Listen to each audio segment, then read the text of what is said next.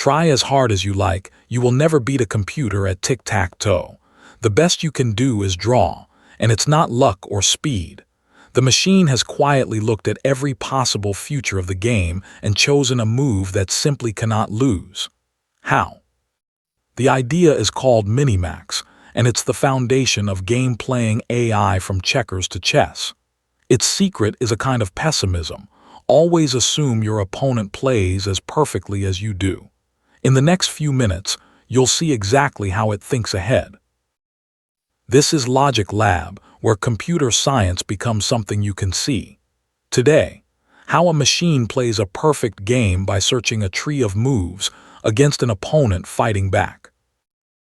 Every turn-based game is secretly a tree. The root is the position right now. Each branch is a legal move leading to a child position. Then it's the opponent's turn, so the next level branches on their moves and the levels alternate, you them, all the way down. At the bottom of the tree are the leaves positions where the game is over, or where we stop and judge.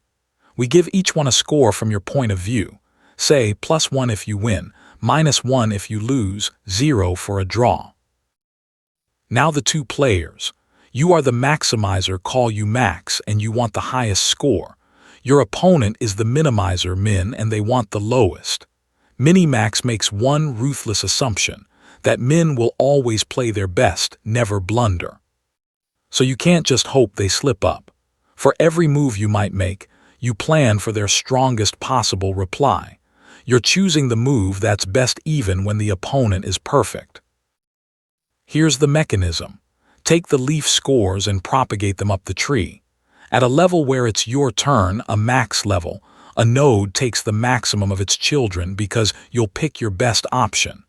At a min level, the node takes the minimum because the opponent will pick the worst for you. So the values bubble upward, level by level, max then min then max, until they reach the root. The root's value is the best result you can guarantee against perfect play, and the child branch that produced it is the move you should make right now. That's the whole algorithm.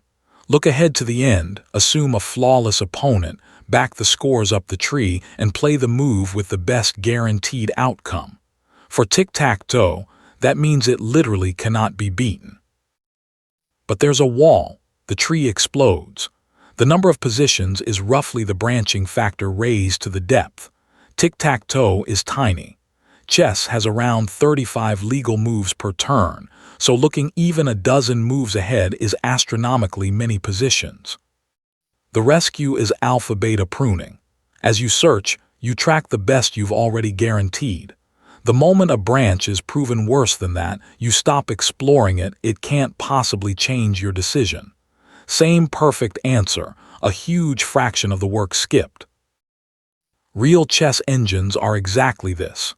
Minimax plus alpha-beta pruning plus a clever evaluation function for when you can't search to the very end, plus a depth limit. Stack those together and you get Deep Blue, the machine that beat the world champion. Modern game AI like AlphaGo adds neural networks and randomized playouts, Monte Carlo tree search, because Go's tree is far too big even for pruning.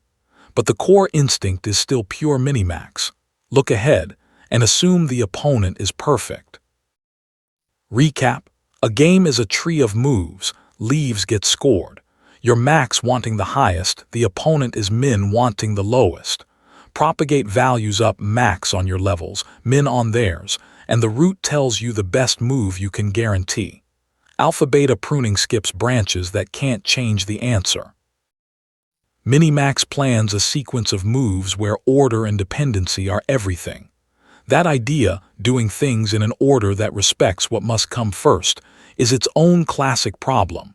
How to order tasks that depend on each other, next on Logic Lab. See you there.